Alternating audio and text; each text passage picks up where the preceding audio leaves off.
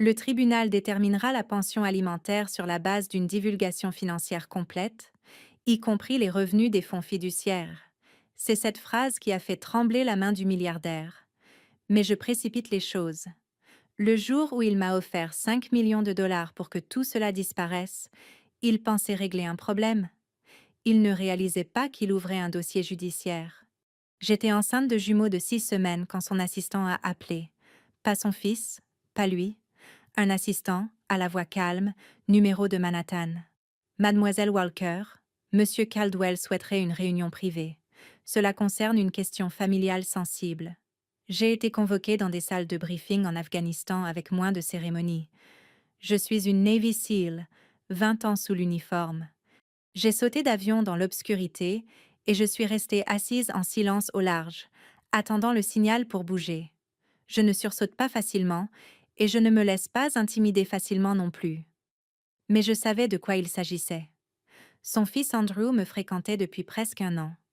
Il avait 42 ans, était divorcé, instruit, poli de cette manière bien exercée que possèdent souvent les hommes élevés dans la richesse. Il aimait le fait que je ne le traite pas comme un membre de la royauté. J'aimais le fait qu'il semble fatigué d'être traité comme une propriété. Quand je lui ai dit que j'étais enceinte, il n'a pas paniqué. Il est devenu silencieux. Cela aurait dû être mon premier avertissement. La réunion avait lieu au bureau de son père sur Park Avenue, 32e étage, ascenseur privé, le genre de moquette qui étouffe les bruits de pas. Monsieur Caldwell s'est levé quand je suis entrée. Début de la soixante-dizaine, posture parfaite, cheveux argentés coupés avec une précision militaire, bien qu'il n'ait jamais passé un seul jour sous l'uniforme. Lieutenant Walker, a-t-il dit en tendant la main. Il connaissait mon grade. Retraité, l'ai-je corrigé. Nous nous sommes assis. Il n'a pas tourné autour du pot. Il a fait glisser un dossier sur le bureau en acajou poli. À l'intérieur se trouvait un chèque de 5 millions de dollars, déjà signé, accompagné d'un accord de non-divulgation assez épais pour arrêter une balle. Il y a aussi un rendez-vous médical prévu pour demain matin, a-t-il dit calmement. La discrétion a déjà été organisée. La discrétion. C'est ainsi qu'il appelait mes enfants. Je n'ai pas touché au chèque. Je suppose qu'Andrew vous a parlé, a-t-il poursuivi. Il n'est pas prêt pour la paternité. Sa position dans plusieurs transitions d'entreprise rend ce moment malencontreux. Un moment malencontreux. J'ai enterré des hommes plus jeunes que son fils, qui n'ont jamais eu la chance d'être pères du tout. Que demandez-vous exactement? Ai-je dit. Il a croisé mon regard sans ciller. Je vous offre la sécurité. 5 millions de dollars, transfert immédiat en échange de la confidentialité et d'une résolution. Résolution. Il ne m'a pas menacé. Il n'a pas élevé la voix. Il parlait comme les hommes de son genre parlent toujours. Comme si le monde était un tableur et que chaque problème avait sa ligne budgétaire. Vous me demandez de mettre fin à la grossesse, ai-je dit. Je vous demande de considérer la stabilité à long terme de toutes les parties impliquées. C'est là que j'ai souri. Pas parce que je trouvais ça amusant. Parce que dans mon métier, quand quelqu'un vous sous-estime, vous ne lui montrez pas votre jeu. 5 millions? Ai-je demandé. Oui, et c'est définitif. C'est généreux. J'ai hoché la tête lentement. Très bien. Il a cligné des yeux. J'accepte. Pour la première fois, quelque chose a changé dans son expression. Du soulagement. Il pensait que cela avait été trop facile, que j'étais pragmatique, que je comprenais ma place dans la hiérarchie de son monde. Très sage, a-t-il dit. Sage? Il n'avait aucune idée de qui il avait en face de lui. Je suis partie avec le dossier sous le bras et je suis sortie sur Park Avenue. Le vent venant de l'East River traversait mon manteau. Je suis restée là un long moment à regarder les taxis jaunes avancer centimètre par centimètre dans le trafic. 5 millions de dollars pour le silence, pour l'effacement. Ce soir-là, je n'ai pas appelé Andrew. Je n'ai pas pleuré. Je n'ai pas ragé. J'ai sorti la carte de visite d'une avocate en droit de la famille que la femme d'un collègue SEAL m'avait donnée des années auparavant, après qu'un conflit de garde avait failli briser leur famille. Elle s'appelait Margaret Ellis, 63 ans, ancienne procureure. Une voix calme qui dégageait de l'autorité sans faire de bruit, elle a répondu à la deuxième sonnerie. On m'a offert 5 millions de dollars aujourd'hui pour interrompre une grossesse, ai-je dit. Elle est restée silencieuse pendant exactement 3 secondes. Êtes-vous en sécurité? Oui. Voulez-vous l'enfant? Les enfants? Ai-je corrigé. Des jumeaux. Une autre pause. Puis, quand pouvez-vous venir? Le lendemain matin était le rendez-vous prévu à la clinique que M. Caldwell avait organisé. Au lieu de cela, à 8h15, j'étais assise dans le bureau de Margaret Ellis, dans le centre de Manhattan. Elle a lu l'accord de non-divulgation attentivement, page après page. Il vous demande de renoncer à toute réclamation de paternité, de pension alimentaire, aux droits de succession et à toute divulgation future, a-t-elle dit. Et cette clause ici, elle est vaste. Elle vous empêche de parler un jour de cette relation. Il pense que c'est généreux, ai-je dit. Elle m'a regardé par-dessus ses lunettes. Voulez-vous 5 millions de dollars? Je veux que mes enfants soient protégés. Elle s'est adossée. Alors vous ne signez pas ceci. Vous déposez une requête en premier. Expliquez-moi. Dans cet État, une fois la paternité établie, la pension alimentaire est calculée sur la base de la divulgation des revenus, y compris les distributions de fonds fiduciaires et les rémunérations d'entreprise pour les personnes à valeur nette élevée, ce qui peut dépasser ce qu'ils proposent. Combien? Elle m'a donné un chiffre. C'était plus de 5 millions sur la durée, structuré, exécutoire, transparent. Et voici la clé, a-t-elle dit. Si nous déposons la requête avant qu'il n'essaie de déplacer cela vers un arbitrage privé, cela reste devant le tribunal de la famille. Dossier public, surveillance judiciaire, contrôle. C'était de cela qu'il s'agissait. Il pensait pouvoir contrôler l'issue avant même qu'elle n'atteigne une salle d'audience. Margaret a refermé le dossier doucement. Alors, a-t-elle demandé, que souhaitez-vous faire? J'ai pensé aux hommes avec qui j'avais servi, à la responsabilité, au fait de tenir sa position même quand le terrain se dérobe sous vos pieds. J'ai pensé à 2 battements de cœur qui n'avaient rien fait de mal. J'ai souri et j'ai dit oui à la proposition, lui ai-je confié. Mais je ne parlais pas de la clinique. Elle m'a fait un petit signe de tête. Bien, a-t-elle dit. Alors demain matin, nous entrons au tribunal de la famille. Et quelque part de l'autre côté de la ville, un milliardaire était sur le point d'apprendre que tous les problèmes ne peuvent pas être réglés avec un chèque. Le matin où j'étais censée être dans une clinique privée de l'Upper East Side, je faisais la queue devant un détecteur de métaux à l'intérieur du tribunal de la famille de Manhattan. Cela sentait vaguement le produit de nettoyage pour sols et le vieux papier. Lumière fluorescente, chaises en plastique boulonnées au sol, pas de sol en marbre, pas d'ascenseur privé, juste des Américains ordinaires attendant leur tour. Un jeune couple se disputant doucement sur les horaires de visite. Une grand-mère tenant un dossier épais de relevés scolaires. Un ouvrier du bâtiment en bottes fixant un avis de pension alimentaire, comme s'il était écrit dans une autre langue. C'était la vraie vie. Margaret se tenait à mes côtés dans un tailleur bleu marine qui avait probablement vu plus de salles d'audience que j'avais vues de déploiement. Elle portait une mince mallette en cuir et dégageait le calme de quelqu'un qui comprenait la procédure comme je comprenais la planification d'une mission. « Vous êtes sûre ?» a-t-elle demandé doucement. J'ai hoché la tête. Je n'ai pas grandi dans la richesse. J'ai grandi dans l'Ohio, dans une maison que mon père avait construite de ses propres mains après avoir quitté les Marines. Nous ne gaspillions pas la nourriture, nous ne gaspillions pas les mots, et nous ne fuyions pas les conséquences. Quand j'ai dit à Andrew que j'étais enceinte, il avait l'air stupéfait, mais pas malheureux. « Je vais en parler à mon père », avait-il dit. C'était l'erreur. Parce que dans des familles comme la sienne, les pères ne donnent pas seulement des conseils, ils prennent les décisions. Margaret a examiné la requête une dernière fois. Requête pour établir la paternité, a-t-elle dit, demande de test ADN ordonnée par le tribunal, demande de divulgation financière complète, date de dépôt, aujourd'hui. Une fois que c'est tamponné, ai-je demandé, ils ne peuvent pas l'enterrer dans un arbitrage privé. Nous sommes sous la juridiction de l'État. C'était la partie que M. Caldwell n'avait pas anticipée. Les hommes comme lui opèrent dans des environnements contrôlés, des salles de conseil, des suites de médiation, des règlements privés avec des clauses de confidentialité empilées comme des sacs de sable. Ils évitent les salles d'audience comme j'évitais les mines terrestres. Le dossier public change la dynamique du pouvoir. Alors que nous avancions, j'ai senti quelque chose s'apaiser en moi. Pas de la colère, pas de la peur. De la résolution.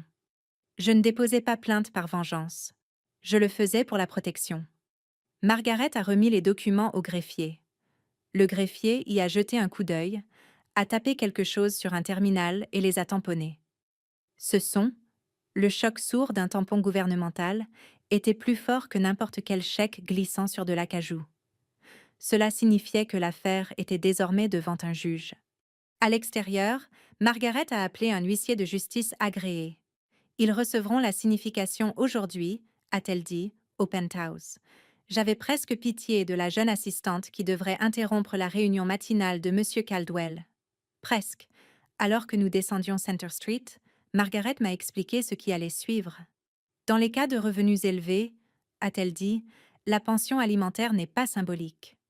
Elle est calculée sur la base de flux de revenus vérifiés, salaires, bonus, distribution de fonds fiduciaires, dividendes, rémunération en actions. Et s'ils essaient de les cacher, le tribunal peut assigner les documents. Les juges n'apprécient pas les jeux. C'était une autre chose que M. Caldwell avait mal calculé. Il supposait que je voulais de l'argent immédiat. 5 millions de dollars semblent énormes. Pour beaucoup de gens, ils le sont. Mais sur 17 ou 18 ans, pour 2 enfants, l'école privée, les soins de santé, les frais d'université, l'assurance, les fonds fiduciaires structurés, le chiffre change. Plus important encore, cela devient exécutoire. Un paiement unique achète le silence. Une ordonnance du tribunal crée la responsabilité. Quand je suis rentrée à mon appartement, mon téléphone s'est éclairé. Andrew. Je l'ai laissé sonner une fois avant de répondre.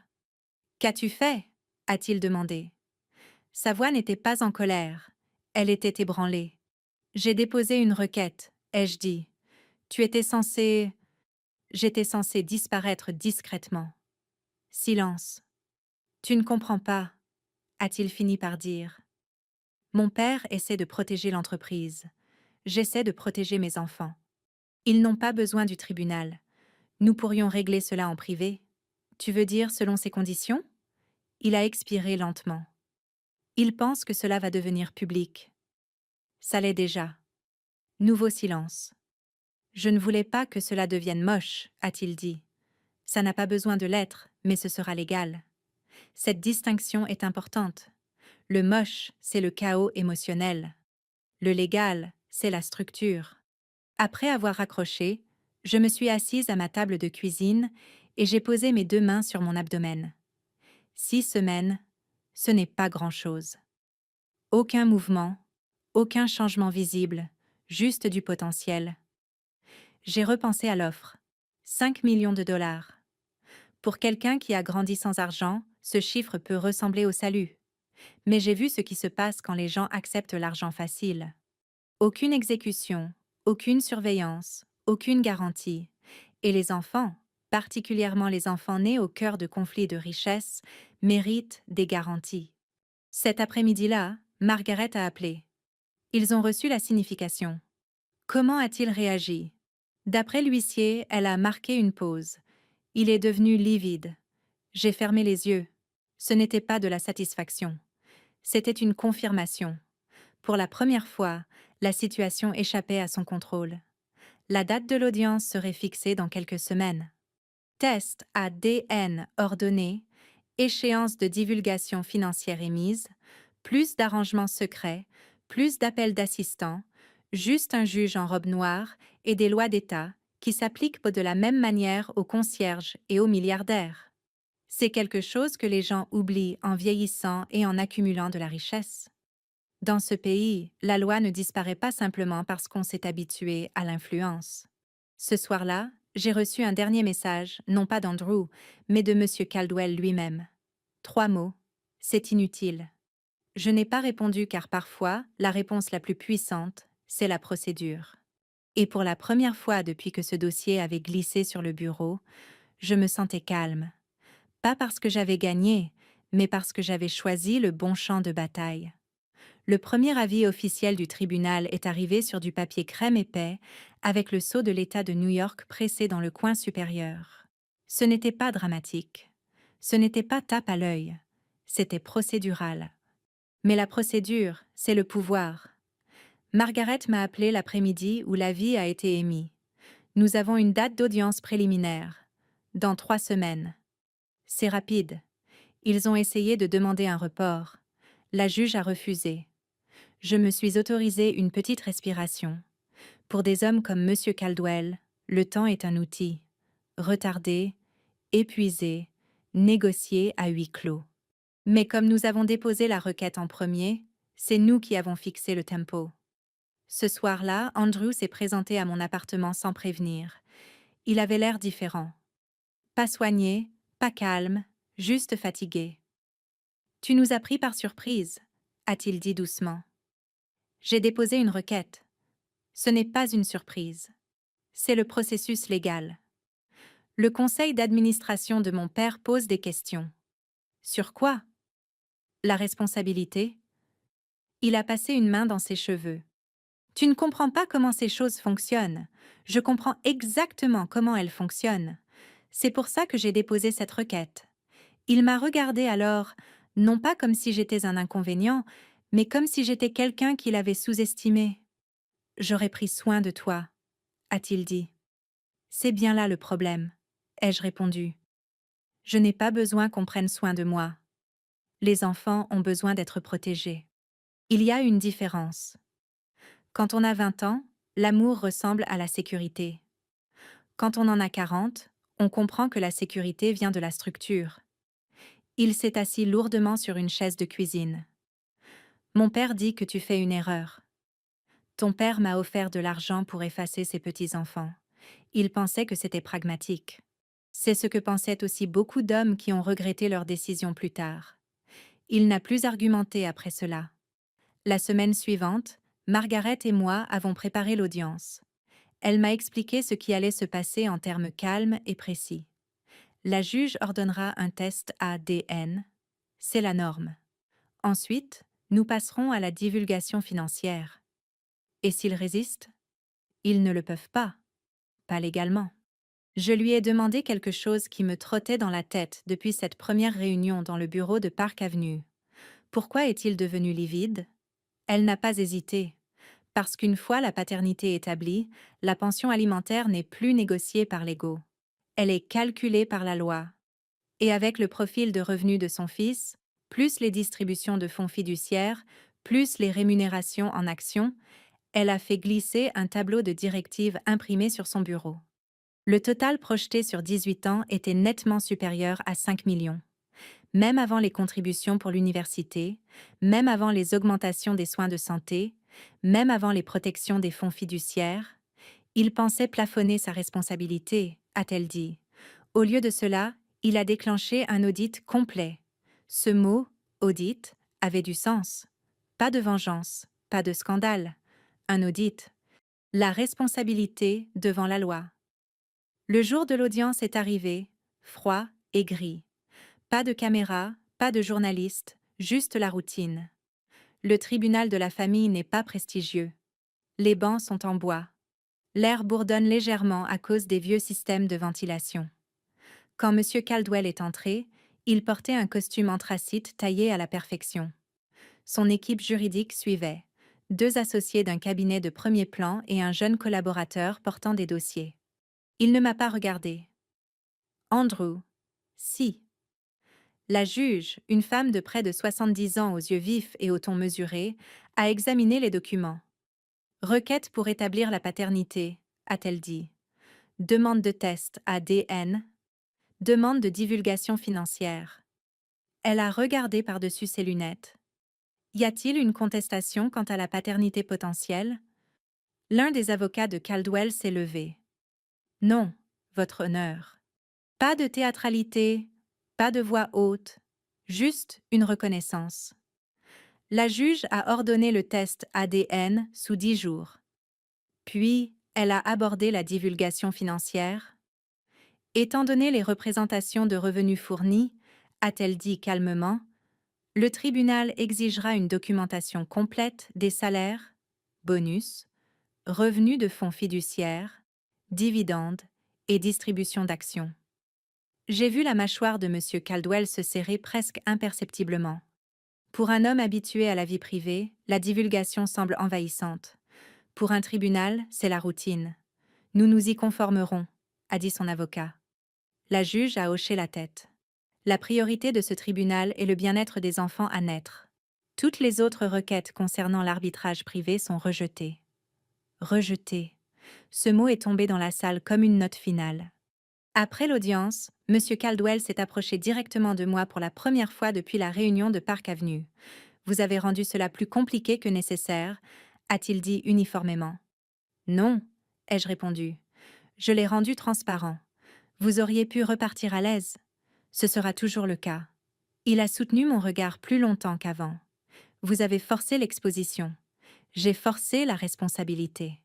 Pendant un instant, quelque chose a vacillé dans son expression. Pas de la colère, pas du mépris, de la reconnaissance. Il n'avait pas affaire à quelqu'un d'intimidé par la richesse. Il avait affaire à quelqu'un formé pour tenir sa position sous la pression. Alors qu'il se détournait, j'ai entendu l'un de ses avocats lui murmurer doucement « Cela va coûter cher. » Cher? Comme si des enfants étaient des lignes budgétaires. Margaret m'a touché le bras doucement. « Vous avez bien géré cela ?»« Je n'ai rien géré du tout, » ai-je dit. « C'est le tribunal qui l'a fait. » Et c'est là qu'il est devenu évident pourquoi le fait de déposer la requête en premier importait tant. Si j'étais allée à ce rendez-vous à la clinique, il n'y aurait aucun dossier judiciaire, aucune pension structurée, aucune protection légale pour deux enfants qui n'avaient pas encore pris leur premier souffle. Au lieu de cela, il y avait maintenant un numéro de dossier, un juge, un cadre législatif, un processus plus grand que le carnet de chèques de n'importe quel homme. Ce soir-là, Margaret a appelé pour donner des nouvelles. Les divulgations financières sont dues dans 14 jours, a-t-elle dit. S'il tarde, nous pouvons demander l'exécution forcée. Je me tenais près de la fenêtre de mon appartement, regardant la ville s'agiter en bas. Je ne me sentais pas triomphante. Je me sentais stable pour la première fois. Il ne s'agissait pas de prouver quoi que ce soit. Il s'agissait de créer un précédent pour mes enfants, pour moi-même, et peut-être même pour un homme qui avait passé sa vie à croire que l'argent pouvait tout régler en silence. Le milliardaire était devenu livide parce qu'il réalisait une chose simple. Il pouvait contrôler les conseils d'administration. Il pouvait influencer les marchés, mais il ne pouvait pas contrôler la loi de l'État. Et la loi de l'État venait de s'inviter dans son monde. Les résultats de l'ADN sont revenus exactement comme tout le monde s'y attendait. Andrew était le père. Il n'y a pas eu de cri de surprise dans la salle d'audience. Pas de témoins surprise franchissant les portes. Juste un rapport de laboratoire déposé au tribunal et inscrit au dossier. Mais ce seul document a tout changé. Une fois la paternité légalement établie, l'affaire est passée de l'allégation à l'obligation. Margaret m'a appelé le matin où la confirmation a été enregistrée. « C'est officiel », a-t-elle dit. « Maintenant, nous passons au respect de la divulgation financière. » « Et comment gèrent-ils cela ?» ai-je demandé. Ils ont demandé une procédure sous scellé. J'ai expiré lentement, évidemment. Mettre une affaire sous scellé limite l'accès public aux documents. Cela protège la vie privée. Cela protège la réputation. Parfois, cette protection est raisonnable. Parfois, elle est stratégique. La juge a refusé la mise sous scellé complète, a poursuivi Margaret. Les détails médicaux seront protégés, pas les finances. C'était le point de bascule. Pour la première fois de sa carrière, M. Caldwell faisait face à un tribunal où les règles s'appliquaient équitablement. Le dossier de divulgation financière est arrivé par étapes. Relevé de salaire, historique des bonus, dépôt d'entreprise, résumé de fonds fiduciaires. Les chiffres étaient substantiels. Même structuré de manière prudente, le revenu annuel d'Andrew le plaçait dans la tranche la plus élevée selon les directives de l'État. Margaret m'a expliqué tout cela dans son bureau, ligne par ligne. Selon la loi, a-t-elle dit, la pension de base est calculée comme un pourcentage du revenu combiné jusqu'au plafond légal. Pour les gros revenus, les tribunaux appliquent souvent leur pouvoir discrétionnaire au-dessus du plafond. Ce qui signifie, ai-je demandé, ce qui signifie que les jumeaux ne seront pas élevés modestement si leur père vit de manière extravagante. C'est une chose que beaucoup de gens comprennent mal à propos de la pension alimentaire à des niveaux de revenus élevés. Ce n'est pas une punition, c'est de l'équité. Les enfants ont le droit de partager le niveau de vie de leurs deux parents. 5 millions de dollars semblait soudainement peu de choses. Andrew a appelé ce soir-là. Ça part en vrille, a-t-il dit doucement. Non, ai-je répondu. Ça se stabilise. Le conseil d'administration de mon père est inquiet de la teneur des divulgations. Moi, je suis inquiète des soins pédiatriques et des frais d'université. Il a soupiré. Tu y prends du plaisir. J'ai marqué une pause avant de répondre. Non, je subis. Il y a une différence. Je ne me suis pas réveillée avec une envie de conflit. Je voulais de la clarté. Une semaine plus tard, nous avons assisté à la conférence de conformité financière devant la juge. Pas de théâtralité, juste de la paperasse et des échéances. La juge a examiné les divulgations soumises. Le programme de rémunération de M. Caldwell Jr. comprend le salaire, les bonus annuels, les actions différées et les distributions de fonds fiduciaires, a-t-elle noté. Elle a regardé Andrew directement. Ces chiffres sont-ils complets et exacts? Oui, votre honneur. Son père a bougé légèrement à côté de lui. La juge a poursuivi. Étant donné l'obligation de soutien à long terme projetée pour des jumeaux, le tribunal ordonnera une pension provisoire en attendant le calcul final. Une pension provisoire, structurée, exécutoire. L'avocat d'Andrew a tenté une manœuvre. Votre honneur, les parties ont précédemment discuté d'un règlement privé. La juge a levé une main doucement. Ce tribunal donne la priorité aux intérêts des enfants. Les arrangements privés ne peuvent pas passer outre les obligations légales. C'était encore là. Obligation légale. La loi au-dessus du levier financier. Alors que nous sortions de la salle d'audience, M. Caldwell s'est enfin adressé directement à moi. Vous avez assuré une visibilité maximale, a-t-il dit. J'ai assuré une protection maximale, ai-je répondu. Vous auriez pu gérer cela discrètement. J'aurais pu le gérer de manière invisible. Il y a une différence. Pour la première fois, il n'a pas répliqué. Il m'a simplement étudié. Je vous ai sous-estimé, a-t-il dit. Oui, ai-je répondu. C'est vrai, ce n'était pas de la fierté qui parlait. C'était un fait. Dans les jours qui ont suivi, quelque chose d'inattendu a commencé à changer. Andrew a commencé à poser des questions pratiques. Quel genre de pédiatre préfères-tu? As-tu réfléchi aux options scolaires? Qu'en est-il des horaires de garde? Ce n'étaient pas des questions défensives, c'étaient des questions participatives. La pression révèle le caractère.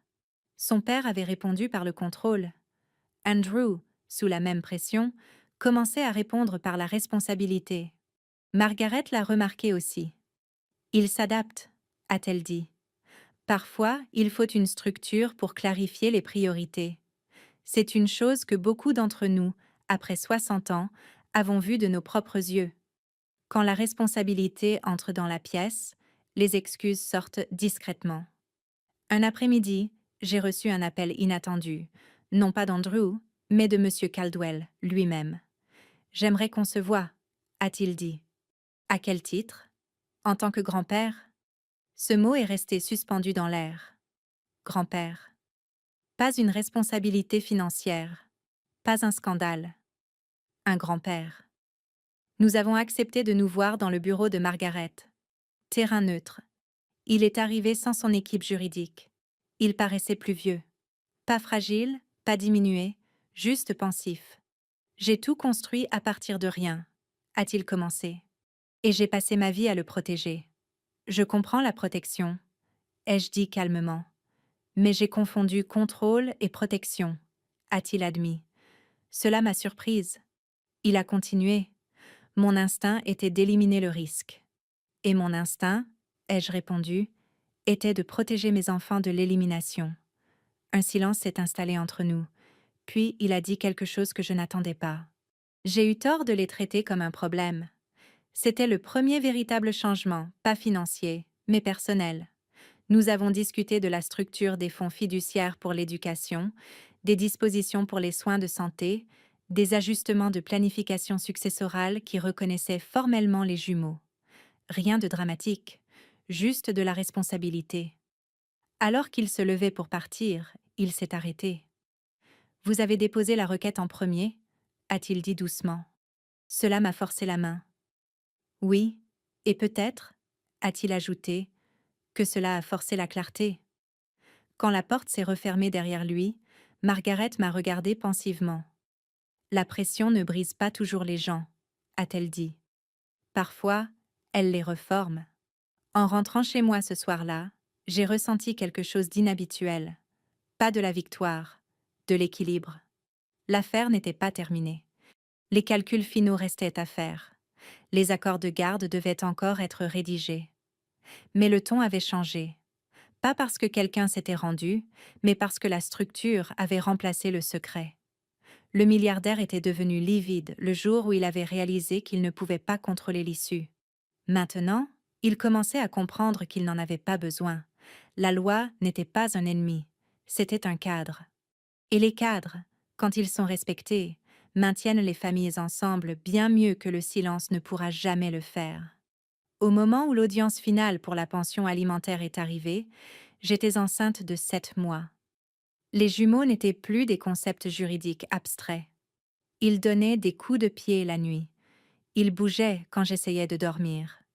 Ils me rappelaient discrètement et constamment ce dont il avait toujours été question. Le tribunal de la famille ressemblait à ce qu'il était des semaines auparavant. Même bancs en bois, même conversations étouffées, même bourdonnement constant des néons. Mais l'atmosphère dans la salle avait changé. Les divulgations financières avaient été examinées, les flux de revenus vérifiés, les distributions de fonds fiduciaires documentées. Ce qui avait été une spéculation était désormais un fait. Margaret était assise à mes côtés, feuilletant son classeur avec un calme exercé. « Souvenez-vous, a-t-elle dit doucement, il ne s'agit pas d'une punition, il s'agit d'un calcul légal. »« Je sais, » ai-je répondu. Cette distinction était importante. De l'autre côté de l'allée, Andrew était assis seul à la table du conseil. Son père était présent, mais assis un rang derrière, n'étant plus flanqué d'une armée d'avocats. Seul un associé principal restait. La pression avait simplifié les choses. Quand la juge est entrée, tout le monde s'est levé.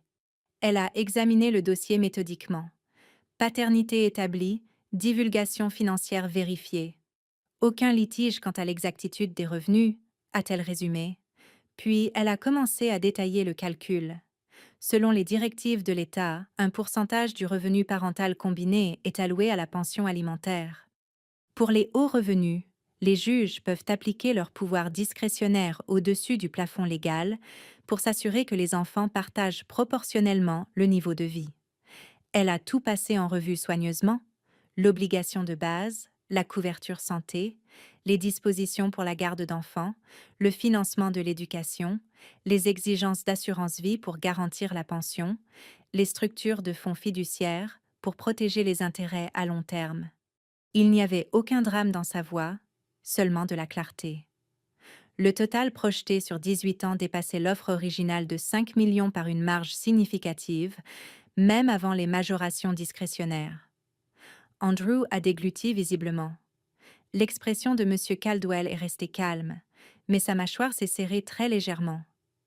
La juge a ensuite abordé la garde. Les parties ont-elles discuté des arrangements de coparentalité? Andrew s'est levé. Oui, votre honneur. Sa voix était assurée. Nous proposons une garde légale partagée, des visites structurées, s'élargissant initialement de manière appropriée. Il a jeté un bref coup d'œil vers moi.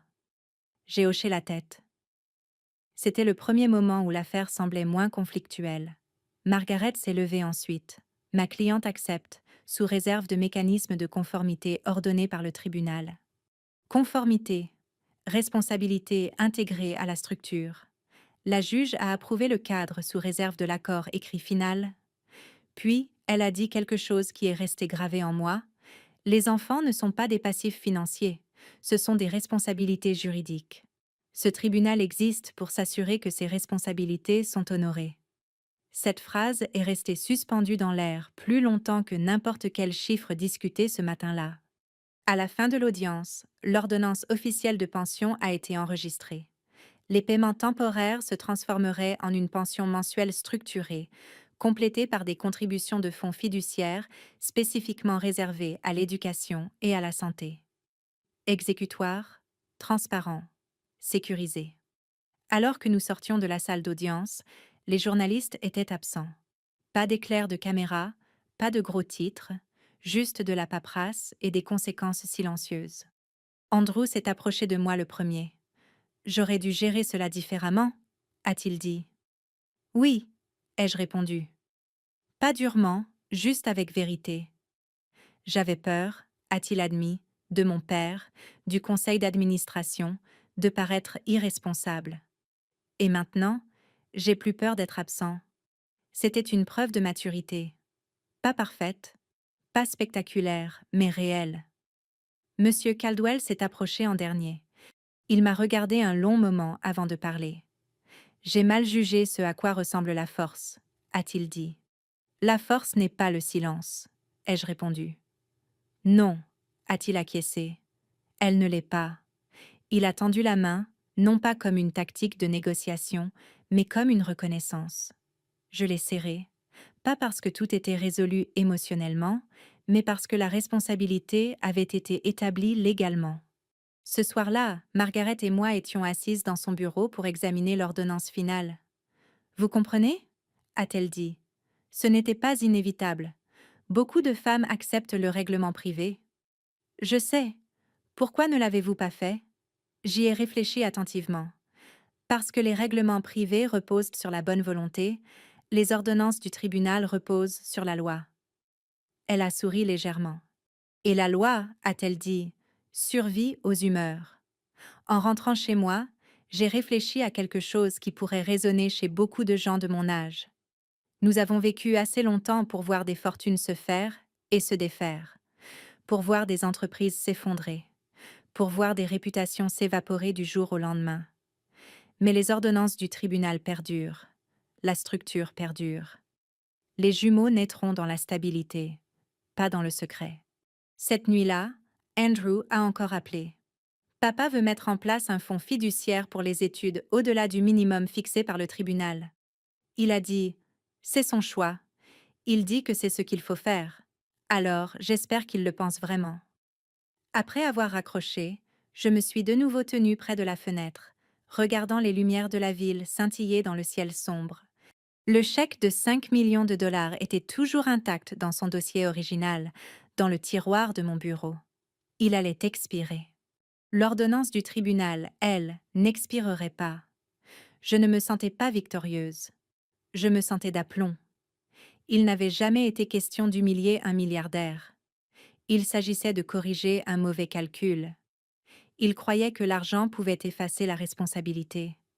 Au lieu de cela, la responsabilité a recalculé l'argent, et dans le calme qui a suivi cette audience, quelque chose de plus important qu'une obligation financière avait commencé à se former.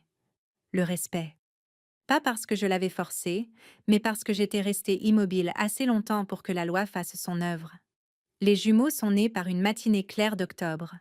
Pas de presse, pas d'annonce, juste des bracelets d'hôpital, des couvertures douces et 2 cris réguliers qui semblaient plus forts que tout ce qui s'était passé dans une salle d'audience. Andrew était là. Il se tenait d'abord maladroitement, ne sachant pas où mettre ses mains, ne sachant pas comment tenir quelque chose de si petit après avoir passé sa vie à gérer des choses si grandes. Quand l'infirmière a placé sa fille dans ses bras, quelque chose a changé sur son visage. Pas de la peur, pas du calcul, de la reconnaissance. Monsieur Caldwell est arrivé plus tard dans l'après-midi. Pas d'entourage, pas d'assistant, juste un homme de 70 ans portant 2 petits hochets en argent dans un sac cadeau d'un grand magasin. Il s'est tenu au pied du lit d'hôpital et a regardé ses petits-enfants pendant un long moment. « Ils sont plus petits que ce que j'imaginais », a-t-il dit doucement. Oui, ai-je répondu. C'est comme ça que les bébés commencent. Il n'a pas ri. Il s'est approché. Puis-je a-t-il demandé. C'était la première fois qu'il demandait la permission depuis que je l'avais rencontré. J'ai hoché la tête. Il a tenu son petit-fils avec précaution, presque formellement, comme s'il avait peur que l'enfant ne le juge. Les hôpitaux ont cette façon d'effacer les hiérarchies. Dans cette chambre, il n'y avait pas de siège au conseil d'administration, pas d'option d'achat d'actions, pas de clause d'arbitrage privé, juste 4 adultes et 2 nouveau-nés. Plus tard, quand Andrew est sorti pour parler avec une infirmière, M. Caldwell est resté près de la fenêtre. « J'ai passé 50 ans à construire du contrôle », a-t-il dit sans se retourner. « Et j'ai failli perdre quelque chose d'irremplaçable en essayant de le maintenir. » Je n'ai pas répondu immédiatement. L'âge a une façon d'enseigner la patience. Le service militaire aussi. « Vous m'avez offert 5 millions de dollars, ai-je fini par dire. « Oui. Pour les effacer. Je croyais éviter un scandale. Vous évitiez la responsabilité. » Il a hoché la tête une fois. C'est vrai. Il n'y avait aucune attitude défensive dans sa voix, seulement de la fatigue. Il s'est tourné vers moi. « Quand vous avez déposé la requête en premier, a-t-il dit, j'étais furieux. Je sais. Je suis devenu livide parce que j'ai réalisé que je n'étais pas en train de négocier. J'étais responsable. C'était le mot qu'il n'avait pas utilisé auparavant. Responsable. J'ai confondu pouvoir et immunité, a-t-il poursuivi. Ce n'est pas la même chose. Non, ai-je dit, ça ne l'est pas. Il est retourné vers le berceau de l'hôpital et a de nouveau baissé les yeux. J'ai donné instruction à mes avocats de réviser ma planification successorale, a-t-il dit. Les jumeaux seront nommés bénéficiaires directs, pas par l'intermédiaire d'Andrew. Cela m'a surprise. Vous n'êtes pas obligé de faire cela, ai-je dit. Je sais. Le silence s'est installé doucement entre nous. J'ai eu tort, a-t-il répété, plus bas cette fois. Entendre ces mots de la part de quelqu'un qui les prononce rarement a un certain poids. Je n'ai pas déposé cette requête pour vous punir, ai-je dit. Je le comprends maintenant. Il a ajusté la couverture sur l'épaule de son petit-fils avec un soin inattendu. J'ai construit ma vie en croyant que les problèmes disparaissaient si on payait assez, a-t-il dit. Vous m'avez appris quelque chose de différent. Je ne vous ai rien appris, ai-je répondu. C'est la loi qui l'a fait. Il s'est permis un très léger sourire. Oui, a-t-il dit. C'est vrai. Dans les semaines qui ont suivi, quelque chose de stable a commencé à se former. Pas une amitié, pas un pardon instantané, mais une structure. Andrew a emménagé dans un appartement voisin. Nous avons établi les horaires de garde sans hostilité. Les rendez-vous pédiatriques étaient partagés. Les vacances étaient discutées plutôt que disputées. Monsieur Caldwell a assisté au premier bilan pédiatrique des jumeaux, discrètement. Pas de presse, pas d'annonce, juste un grand-père tenant un sac à langer qui coûtait probablement plus cher que ma première voiture. Un après-midi, il a demandé à me parler en privé. Nous nous sommes encore retrouvés au bureau de Margaret. Il s'est assis en face de moi sans son équipe juridique. « J'aimerais créer une fondation caritative », a-t-il dit. « Dans quel but ? L'aide à la garde d'enfants pour les vétérans, pour les militaires célibataires. » Je l'ai étudié attentivement. Pourquoi ? Parce que j'ai réalisé avec quelle facilité j'ai balayé ce que je ne comprenais pas. Il a croisé les mains. Vous avez servi ce pays et je vous ai traité comme un risque à gérer. Je n'ai pas faibli face à cela. Je ne m'excuserai pas d'avoir protégé mes enfants. Ai-je dit ? Vous ne devriez pas. Les documents de la Fondation ont été déposés en quelques mois, discrètement. Pas de campagne publicitaire, pas de soirée de gala, juste du financement. Margaret m'a dit plus tard quelque chose que je ne savais pas. Quand vous avez déposé la requête, a-t-elle dit, ses avocats se sont préparés à la guerre. Et maintenant ? Maintenant, il restructure son héritage. C'est ça, la responsabilité. Elle ne se contente pas de corriger le comportement. Elle recalibre la perspective. Le chèque de 5 millions de dollars a expiré dans le tiroir de mon bureau. Je ne l'ai jamais déposé. Il représentait le silence. L'ordonnance du tribunal représentait la sécurité. Et avec le temps, même M. Caldwell a fini par reconnaître que la sécurité valait davantage. Pour le premier anniversaire des jumeaux, nous nous sommes réunis dans l'appartement d'Andrew. Des ballons, des cupcakes, pas de photographe. M. Caldwell s'est agenouillé avec précaution sur le sol dans son pantalon de costume, pendant que ma fille attrapait sa cravate et refusait de la lâcher. Il ne l'a pas réprimandé.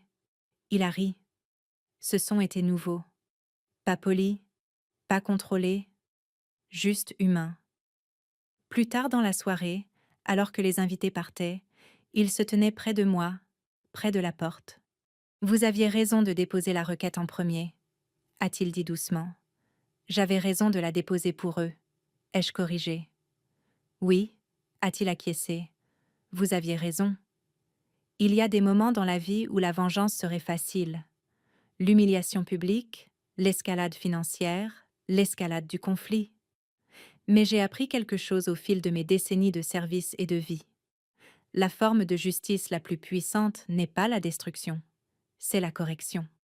Le milliardaire est devenu livide parce qu'il croyait perdre le contrôle. Ce qu'il perdait en réalité, c'était une illusion. Et parfois, perdre une illusion est la première étape pour devenir quelqu'un de meilleur. Cela fait 6 ans maintenant. Les jumeaux sont au CP.